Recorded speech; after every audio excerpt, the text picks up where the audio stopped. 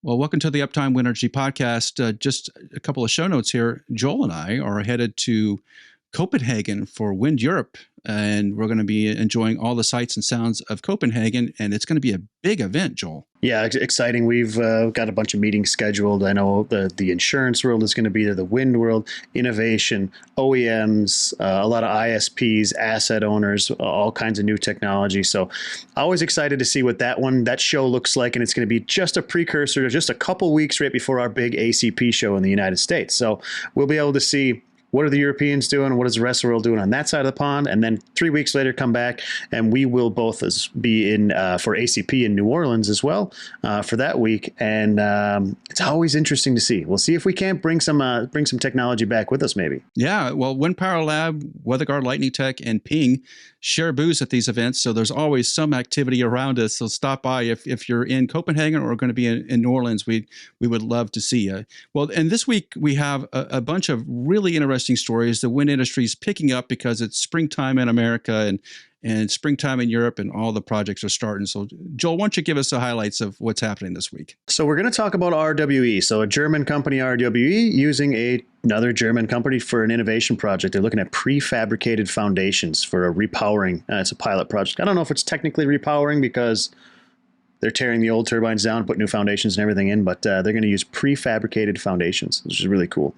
And then we'll jump back onto this side of the pond as well. We'll talk about the first U.S.-built offshore wind service ship, reaching a milestone, 50% complete. Edison Schwest down in Louisiana doing their part for the transition. And on the coattails of that conversation, we're going to talk a little bit about Dominion Energy's use of non-U.S. flagged vessels in some of the site exploration work that they're doing for their projects off Virginia. And then we're going to talk about Ørsted getting into liquid air energy storage and talk about how that kind of technology fits into the energy storage ecosystem as a whole. And then we've got a US-Japan team that has a breakthrough in hydrogen-boron plasma fusion. Talk about how that fits into the energy transition. And then finally, the wind farm of the week is Red Barn Wind Park Project in Grant County, Wisconsin. I'm Alan Hall, president of WeatherGuard Lightning Tech, and I'm here with my good friend from Wind Power Lab, Joel Saxum, and Australian renewables guru, Rosemary Barnes. And this is the Uptime Wind Energy Podcast.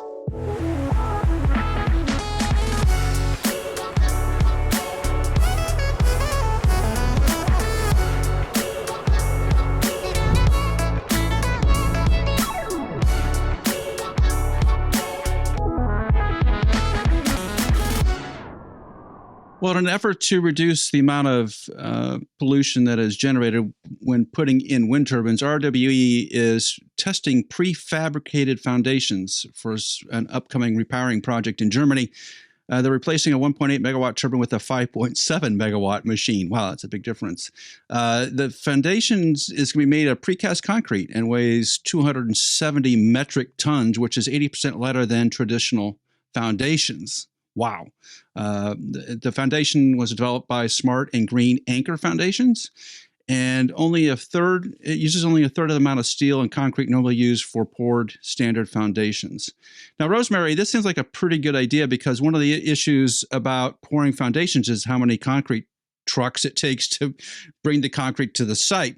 So instead of using 120 concrete mixers, they're going to use 30 truck trips to bring the foundations in, and they're just going to get bolted together on site. And then when they're done, Joel, they can just take the foundations apart and move them on to another location, possibly, or bury them, I guess. It's just concrete. So this is a really interesting project. And you know, Joel, you and I have been to a couple of places recently, and Rosemary has probably seen this too. RWE is investing in a number of innovative ideas. And this is one of them. And they've been doing some really good technical presentations over the last couple of weeks. So this prefab concrete foundation is another one of those RWE funded innovations. This is good. So Green Anchor Foundations they're German as well. So RWE, the home base is Germany. They got this right outside their door. I think it's fantastic because and I was talking with a friend of mine that's a civil engineer, and we were walking through the solution. This was a couple weeks ago, and I said, the difference between pouring in place with big mesh bars and all the steel and everything. And I asked him, I said, okay, so when you build things for civil engineering purposes, whether it's bridge beams, blah, blah, blah, blah, I said, pour it in place with grid or post tension or pre-tension. So post-tension and pre-tension, and this is how these things are built. So for our user or listeners, so that you pour the concrete in a cast and you run a cable through it, and that cable you put tension on it either beforehand, before the concrete cures, or after the concrete cures.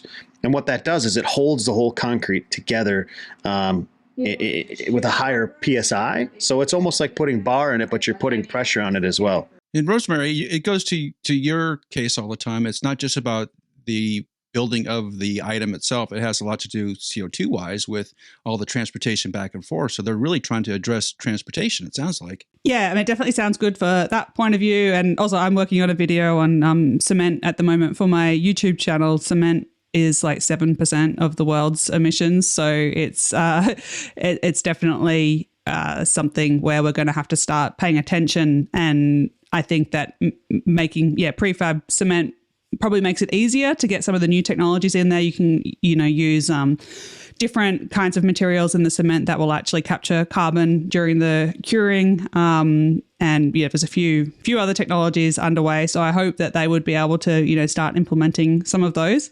And then the other thing, just as someone that's been involved in wind turbine construction projects, I've seen, and we've talked about it a few times on the channel, where there's been defects in the foundations that either, cause turbines to collapse, or they at least, once they realize that there's a problem, then you'll have to shut down potentially a whole wind farm while they, fix those foundations. So I guess that it would be a way to avoid so many of those. Also, when you're trying to install turbines in really cold climates, you get a really short window of a construction window, because you've got to allow for the cement to cure, the concrete to cure. And if you're prefabbing, then I would expect that would open up a much longer window for getting your foundations in the ground, which would definitely, that's a big deal if you've got a big wind farm in a cold climate and you're trying to work within weather windows. It makes things hard, because obviously the weather is not totally predictable. So even sometimes when you're like, okay, we're going to be manufacturing right up to the middle of autumn, sometimes it gets cold sooner than that, and you're left with a few foundations short of your wind farm for another year. Well, it really goes into what the DOE here in the States, the Department of Energy, has been pushing for offshore wind to lower the cost of offshore wind. This is a really good way to lower the cost of onshore wind. And it seems like these initiatives are coming from the operators taking the initiative themselves to drive costs out of onshore wind. And I think you're right? If you can prefab a bunch of concrete tower bases in a row, that's the most efficient way to do it, instead of making a couple in April, then waiting till September to make a couple of more. If you're constantly producing these foundations out of the factory, that's the most efficient use of the factory, and it's going to produce the lowest cost product, right, Joel? Yeah, I think you're spot on there. And one of the things that I like about the solution that RWE is taking it on is that when you have an innovation that's driven by market capital, like capitalism, right, and not driven by grant funding and all this stuff, usually it has more staying power. Right, because the market has demanded it. It's actually more cost effective. You're saving money, all the advantages of it, but it's not being subsidized. It's actually just like, hey, this is just a good solution that's going to save us some money, and it works. Those are the kind of solutions that stay around longer and scale faster. Yeah, I think this idea is really interesting, and I hope that they get some early results from it and start using it in other places like the United States, because it would be a big cost saver at the end of the day, and that's where we need to go. Well, as we get closer to having some offshore wind turbines in the United States, we need some SOVs, some surface service operation vessels, and we're building one in Louisiana. So the first of those ships is 50% complete. So Louisiana-based shipbuilding company Edison Schwest Offshore is manufacturing the SOV. And it's going to be a 260-foot long vessel called Eco Edison. They're making the ship for Ørsted and for Eversource. And it's supposed to be done in 2024. That's a good sign. Things are rolling along quite nicely. You know, Edison Schwest has got a huge and storied history in the Gulf. So a lot of vessels, a lot of operations, and a lot of some support for the energy sector has come out of Louisiana from Edison Schwest for many, many, many, many, many years. When we talk about Louisiana boat captains going up into the North Sea a few months back and how that helped with the oil industry, this is where the boat captains came from. Edison Schwest is I've been on their vessels. They do a good job at maintaining them. Really cool that they're the ones that are building it. I think some of this design comes from a lot of iterations of North Sea SOVs, right? So Ørsted was a part of it. I mean, Ørsted's one of the people that have been playing in that realm for so long. So they know, hey, we like this in an SOV. We don't like this. We want, this layout for our walk to work platforms and this and that. So this vessel is brand new, state of the art. It's going to be super comfortable. I think it houses basically 60 people. It's a floating hotel and work boat, right? So they're out there in the wind farm, and they can run back in if they need to, or they can do shift changes at sea, I would imagine, with it. But yes, 60 wind turbine technicians, I think, can be on this vessel at any time, and I'm not sure if that includes the ship crew. You got cooks and all the pilots and everybody like that. But yeah, excited to see this one coming out of Louisiana, built in the U.S. Jones Act compliant. We'll see some more of these, and I think Edison Schwest there'll be a lot of vessels that come out of that port facility. So this ship's going to be used for 3 wind sites: South Fork Wind, which is taking place right about now. It's getting much closer to being reality. Sunrise Wind and Revolution Wind. So all those off the east coast of the United States around New York, and which they're all coming pretty soon, right? So they got to get this ship done. And as Joel, you were saying, it has that walk to work motion compensated gangway. And if you have you watched pictures of those gangways? Like, they're really complicated little devices to keep the. Oh, have you? Because it looks treacherous. I don't know how those things work, but boy, that's impressive. It's really, I'll tell you kind of some of the gist behind them is they have a really, really, really expensive inertial measurement unit built into them. So in the world, you'd call it an IMU. It's the same thing your iPhone has in it. When you turn your iPhone, when you have Google Maps up, it kind of knows where you're going, but not really. There's an IMU in here in your phone that costs $2. There's an IMU on that walk to work platform that costs $100,000. And it's sometimes they're of the quality of the same kind of guidance system that would compensate for gyros, for like guidance for cruise missiles and stuff like that.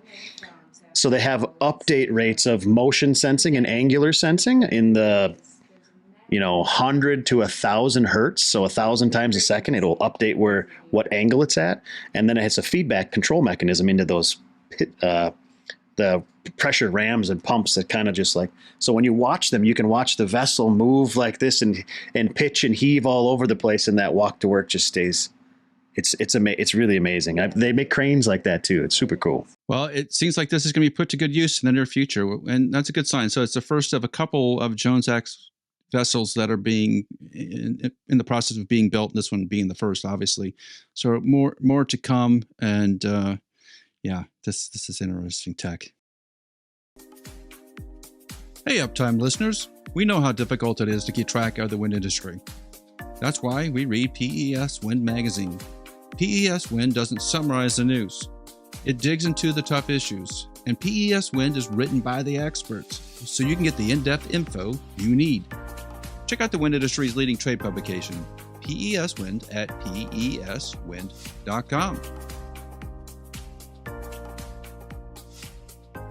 So there's a dispute with Dominion Energy off the coast of Virginia at the moment, and there's a dispute with the Offshore Marine Service Association, OMSA, which released a video a couple of weeks ago accusing Dominion Energy of using non-U.S. flag vessels for unexploded ordnance surveys off the coast of Virginia. And one can well imagine there's probably a good bit of unexploded ordnance, because that's where the Navy ships, a lot of Navy ships operate out of there. So in 2020, Dominion Energy stated that it would use U.S. flagged vessels for this unexploded ordnance surveys. And that Dominion solicited bids from 4 U.S. vessel operators, but none of them were accepted. Instead, Dominion chose 2 foreign flagged vessels, and which were also foreign crewed. And this has set off a little bit of a firestorm in the United States because there's such a push from the administration to use union workers and union ships and all that good stuff. And it seems like that's not really taking place in some of these early efforts. And obviously there's 2 sides to this dispute. Dominion disputes the OMS's claims and say, quote, "We follow a competitive and thorough review process to contract with vessels performing survey work for coastal Virginia offshore wind. We require the firms performing work on our behalf to comply with all laws, codes, and regulations, including the Jones Act." Now, Joel, that's a really pointedly worded statement, which dances around the fact that they're using non-U.S. vessels because you don't have to come on shore, right? That's where the Jones Act falls into place, is that if they hit shore in the United States, it would have to be a U.S. flagged and U.S. manned vessel. But if they don't, they can be from anywhere. And that's how Dominion is getting through this, right? Yeah, I think so. And the other thing I believe they probably aren't doing is if someone was to say, okay, are you auditing these and can you give us an audit report on it? I don't know that for sure, but that would be the next logical step I would take, right? So yeah, if these flags or if these vessels are coming in from the Marshall Islands and they're loaded with fuel there, they're loaded with people there, loaded with food there, and they come out and do the survey and then leave and go back to them, that is a way around some of the Jones Act stuff. Now, there is some mileage from shore things and stuff, and I'm not 100% sure on what they are, but there is ways around some of these things. And this is a very well worded statement. You're 100% correct from Dominion. So I would like to see, like, if they wanted to quell this, then they would put out some audit reports and make them public and say, hey, this is what happened, or this is what's going on in our sites. Because Offshore Marine Service Association, if you're watching LinkedIn and you're watching these guys, they're making this very well known and trying to push it up to the top levels of our federal government as well to raise awareness of what's going on out there. I've seen a lot of stories about this in the last couple of weeks, and I thought I should highlight it because this is not going to go away. And when other opportunities for U.S. vessels to be used come up, I'm wondering if that's going to be the choice. And I've seen some discussion about Block Island. That was several years ago, right? Block Island was off the coast of Rhode Island, and there are still ship owners over there really upset by they used some foreign vessels to do some of that work, and they felt like Rhode Island ship owners should have got some of that business. So there's more to come here, but I just really think, can we just use some U.S. operators once in a while?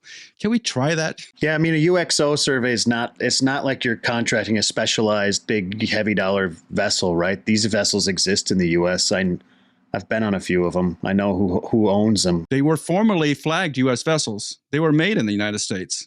Joel, these vessels are made in the United States, and they reflagged them in Marshall's Islands. Yeah, so yeah, it's just a way of working around the system. Whoever the operator is of them is just hiding from some taxes. Unfortunate, but here we are. Some interesting news from Ørsted.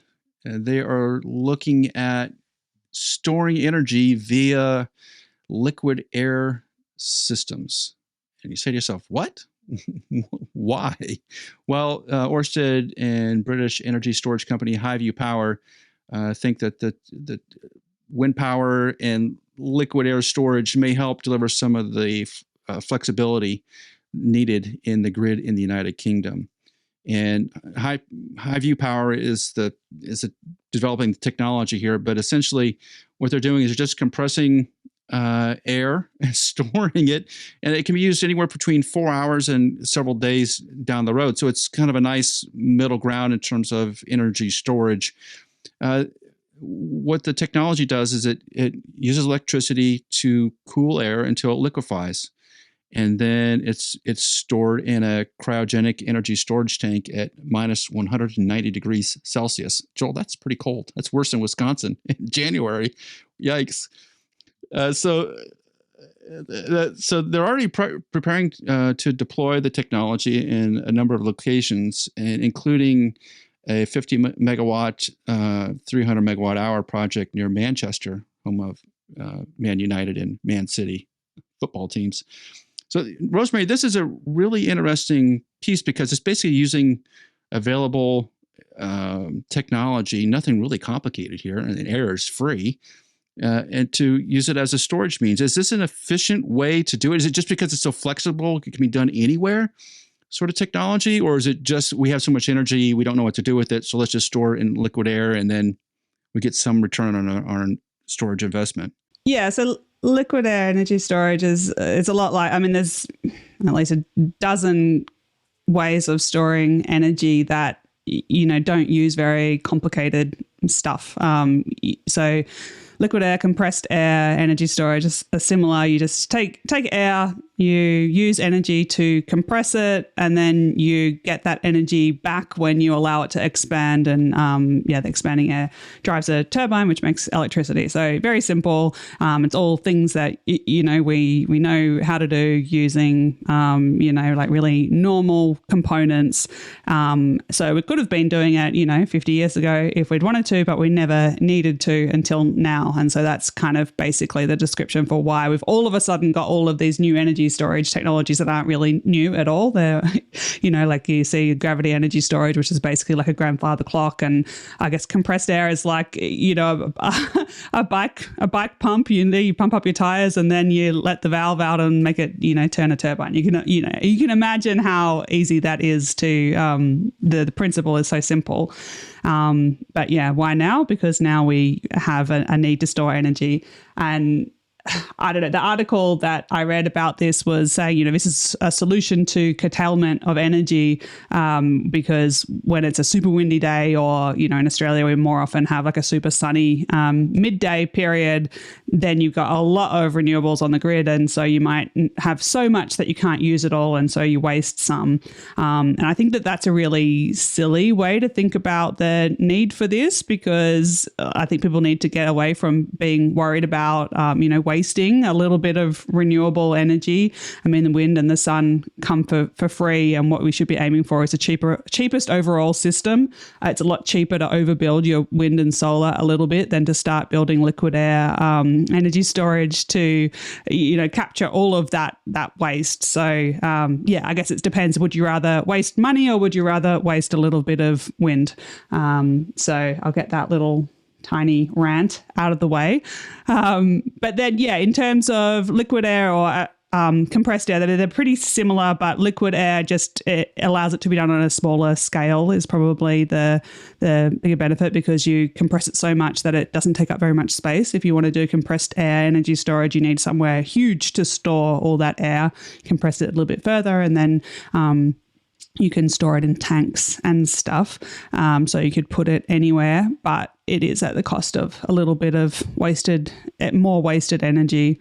So there aren't actually any really big versions of either of them that exist yet. It's like mature technology. We know it would work, but no one has actually done it yet to, be really sure about efficiencies, but it's going to be something like 60-70%, depending on, how much of the heat that you can reuse for, you got to move heat from one part of the process to the other to crank the efficiency up a little bit. So 60-70% efficient, which if you compare that to like lithium ion batteries are at least in the high 80s, maybe pushing 90%. So, it's a little bit worse than that. It's a little bit worse than pumped hydro, for example. But in general, because you're talking about energy that would otherwise have been curtailed, then the efficiency doesn't matter nearly as much as the cost. So you're just trying to come up with the lowest cost energy storage system. Compressed air, liquid air also have the advantage of being they're suitable for a longer duration of energy storage. So you usually see when these projects there's been a lot planned and then scrapped over the last 5 or 10 years. And hopefully now we're going to see some that actually get built and used, but they're usually aiming for at least 6 hours and maybe up to even 15 hours of storage. So, longer than what batteries can economically provide currently. Well, so here's the financial piece, which I think plays into it. And I want to ask you about the structural piece. So Ørsted's saying over the last winter, the UK could have stored as much as 1.35 terawatt hours of wind energy. And instead, the UK spent $60 billion on gas power, or 60 billion pounds, 60 billion pounds on gas power. So there's now, because gas prices are so high, maybe this starts to make sense. From the turbine's perspective, is it better to have the turbine spinning and producing power rather than idled? And I think the answer is yes, right? As we get to these bigger blades and some of the structural issues we're seeing with them, it appears like it's better to keep the turbine spinning. It's actually less stressful and will extend the life of the turbine if it's creating power. So it's kind of a win-win, right? Yeah, I think that, however many terawatt hours, 1.35 terawatt hours figure that would have been wasted and how many homes it could power. I think that that's a real, I don't know if it's a red herring or if it's bordering on dishonest, I think, because, this isn't seasonal energy storage. This is, it's going to be something like 10, 15 hours of energy storage. So it's not going to give you the difference between generating too much energy in winter compared to not enough, or it's not going to be making seasonal differences. And if you were going to build an energy system that never needed to curtail any energy, then it would be so expensive. You would need so much, compressed air energy storage that, it'd be ridiculous. It's way cheaper to overbuild your wind and solar and then, and waste some than it is to try and store every single electron that could have been generated. And so I've done a few like off-grid or mini-grid or microgrid system designs where, you've got some energy user that doesn't have the ability to connect to the grid, and then you try and design them what's the, a robust system that also, doesn't cost too much, and what mix of wind, solar, battery storage, other kinds of energy storage would you need for that. And you usually see at least like 20% overbuilding of wind and solar, up to about 30 or even more depending on the specifics of the location. But it's always around that is the cheapest thing, wasting that much. And if you look at any scenarios for that have designed a 100% renewable electricity grid, they've always got overbuilding, because when you put the economics into your model, it's going to tell you don't try and store every electron. You got to minimize the amount of storage that you need. That's the way to make the cheapest system. So you only want storage for the times when you've got way more or way less power available than what people are using, if that makes sense. It does, in absence of the regulatory system that exists in the United Kingdom at the moment. So as we've seen a number of stories come out of the UK that developing a new wind site is taking much longer than they had planned. And Ørsted obviously knows that because they're right in the front lines of those discussions. So is Ørsted's approach then saying, hey, UK, if we're going to take 10 years to get a new wind farm online and to add that extra wind energy, solar energy that we're eventually going to need in the interim, it's probably faster to get permitted for an air storage system, wouldn't you think? I think that it would. But it's not nearly big enough. You wouldn't need an air storage system. You would need like an absolute fleet of them. So, like a really big compressed air energy storage system or liquid air. Well, liquid air would be smaller, but compressed air one might be 500 megawatts. That'd be, I don't think that one that large exists, but there are plans to make some that large. And so, you have that for like 10 hours. You think that adding one of those to the UK is going to meaningfully affect the security of their supply from wind farms, or, make their usage of their existing wind farms so much more efficient that they don't need to build another one. It's going to be absolutely absolutely at the margins.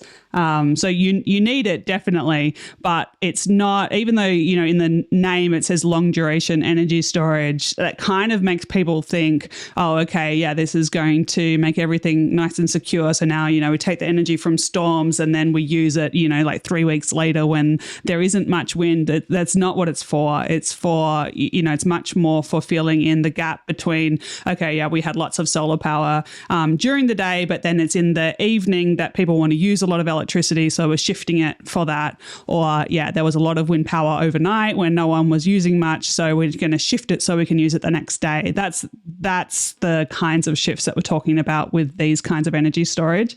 So I do find like a lot of reporting on this, and it's pushed also in the press releases from the companies working on these projects. They're pretty much lying about what it's for. Like they will evoke all this imagery of like a storm, and this power was wasted in this year, and so we will be able to use that for the following year or something. Like they don't explicitly say that's what our system's going to do, but that's how they set the stage for why we need this technology. And it's not at all what the use case is for. The use case is not that different from what a lithium ion battery can do. It's just instead of economically shifting power by 2 or 4 hours like lithium ion batteries do, now we're talking 10 hours. So it's very valuable to the system, but it's not the silver bullet solution that the press releases always make it sound like. Okay. I'm going to take your word for it. So we want to make Elon even richer. So I'm going to shift gears a little bit and ask you a question then. So when it comes to, we're talking about liquid air storage, right? What is an advantage of liquid air storage over lithium ion batteries, over pumped hydro, so where does it fit within these things, and what are the advantages of it? Because one of them that comes to my mind is doesn't depend on rare earth minerals, right? So what other advantages are there? Yeah, so I mean, lithium ion batteries they don't really have the problem with, they have critical minerals in them, but not rare earth so much. So rare earth is mostly for if you've got like motors or generators. So I mean, maybe compressed air would depend on rare earths if you're going to put a super magnet in your generator. You probably not, because you probably don't care about the size. So I think the rare earths, people use rare earths and critical minerals interchangeably now.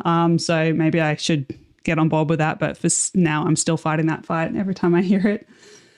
But yeah, so advantages compared to lithium ion batteries, it should be cheaper for the energy stored. So lithium ion batteries are really good at providing cheap power, but they can't provide cheap energy. So, the longer that you want to store your power for, the more hours that you want. So then therefore the more energy that you want, that costs a lot for lithium ion batteries. And so basically all of the other energy storage systems are all trying to make a point of difference with lithium ion batteries in terms of the energy storage being cheaper. So it should be cheaper for long durations, and the longer the duration, the bigger the difference to lithium ion batteries. And then, yeah, you compare to all the other kinds of energy storage. So I guess the two big ones would be pumped hydro and thermal energy storage systems. Pumped hydro, you need some elevation difference. So usually 100 meters at least for a small system to be economical. So if you don't have a 100 meter hill where you can put a reservoir at the top and a reservoir at the bottom, then you can't really have pumped hydro. So that would be an advantage compared to pumped hydro. And then, yeah, for thermal energy storage, I mean, I don't think that we really know which of these kinds of technologies is going to win out, because the big ones haven't been made yet. So they all use really simple components, and you can definitely make a paper design that's going to get you pretty close with any of these technologies. But then it's going to be in, the operation of it and, just small details that you find out from building it. So I would say, there's all these horses in the race, and it's pretty hard to say which one's going to win or not win. Yeah, so we'll see. Lightning is an act of God, but lightning damage is not. Actually, it's very predictable and very preventable. Strike Tape is a lightning protection system upgrade for wind turbines made by WeatherGuard. It dramatically improves the effectiveness of the factory LPS so you can stop worrying about lightning damage. Visit weatherguardwind.com to learn more, read a case study, and schedule a call today.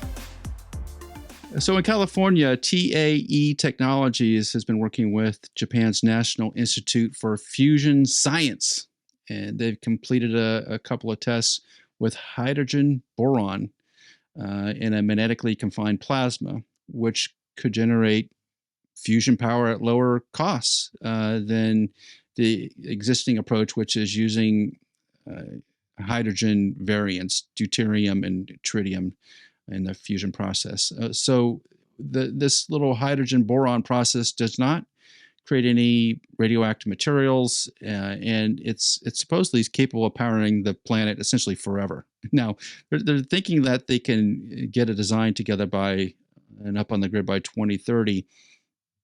And as discussed in some of the press releases, it's using very standardized stuff. Basically, let me read it. It says most fusion efforts around the world are focused on combining deuterium, tritium, hydrogen isotopes for use as fuel, and the donut-shaped tokamak machines commonly used are limited to the deuterium, tritium fuels. Unlike those efforts, the new design uses an advanced accelerator beam-driven field reverse configuration that is versatile and can accommodate all fusion fuel cycles. So if I read a couple more articles about this, Rosemary, just trying to get a sense of what the hell is going on. And what it sounds like is that they were trying to clean out one of their fusion containment devices, and they had boron in there to do that. And they realized that they were getting alpha particles out of this process, which should not have been there to begin with, and realized, hey, the only way we're creating alpha particles is there's a fusion process going on. And that fusion process isn't like the fusion process of old, where there's sort of banging two hydrogens together to make a helium and a massive amount of energy comes off. It's a lot less energy than a typical hydrogen fusion reaction. So they think this has there's more energy coming out than is going in, not huge amounts, but they think they can dial this process in, which is interesting because I think one of the issues with the hydrogen process is that we just can't we can't sustain it. We don't have a way to sustain it. So maybe there's basically a lower energy fusion process that is more controllable and less expensive.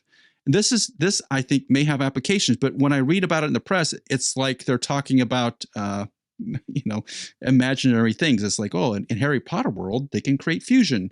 This is how it's addressed in some of the scientific literature, where either they're making energy or they're not. It's not that hard to validate this. So we're in this weird spot of there's competing technologies and we're not sure which one is right yet.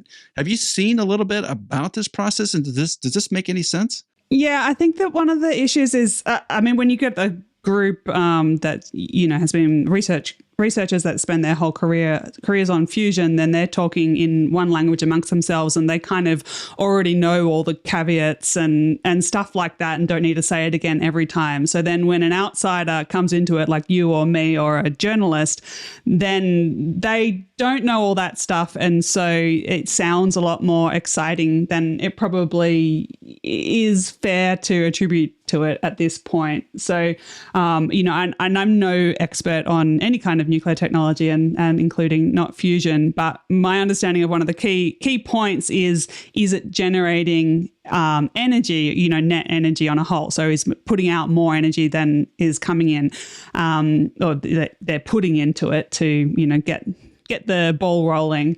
And it depends what system you're considering. So, when they're considering this one small part of it, the actual fusion reaction, yes, we've shown, okay, that makes more energy than what you're putting into that. But then you've got another layer of, getting it started. That is one, you might put a lot of energy in to get it started, and then it's self-sustaining and produces energy over time. And if you could continue to have it do that for, seconds, minutes, hours, years, then yeah, that would make a lot of energy. But for now, they can't keep it going. And so the amount that they put in to get it started is not recouped.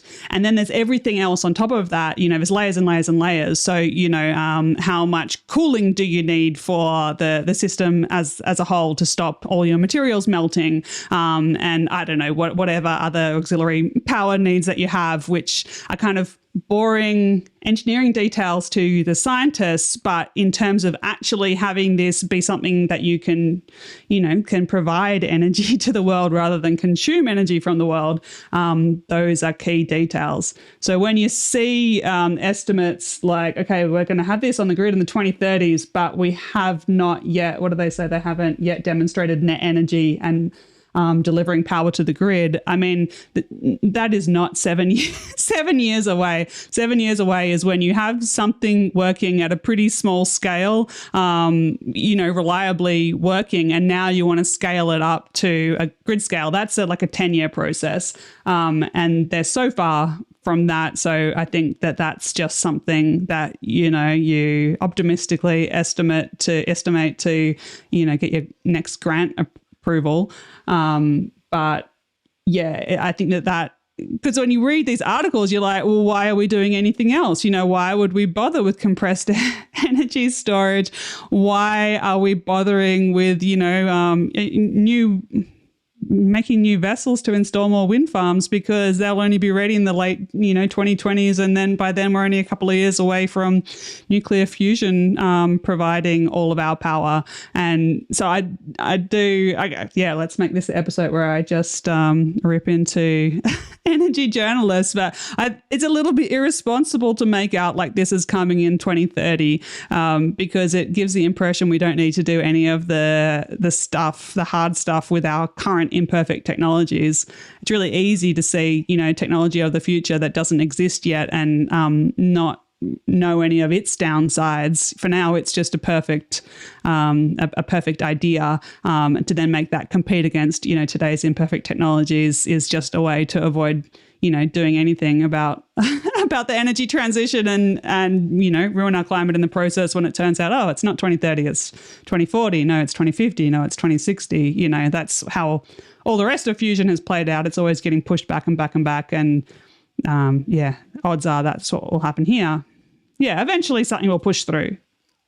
But it's not in the next 7 years, that's for sure. Yeah, maybe. I don't know. But I think they're an interesting piece of using heavier weight particles, right? They're using boron, which I think is number 5 on the periodic table, versus hydrogen, which is number 1. So obviously it's a higher weight material, and it may have something to do with something unique about boron. And how many materials have we shot into a fusion generator setup to see if they actually generate? It's sometimes the weirdest ideas are the ones that actually take action, because so many pieces of technology we have today are just complete flukes. We didn't think it was going to happen. Some weird experiment, poof, there's Teflon. Poof, there's the transistor.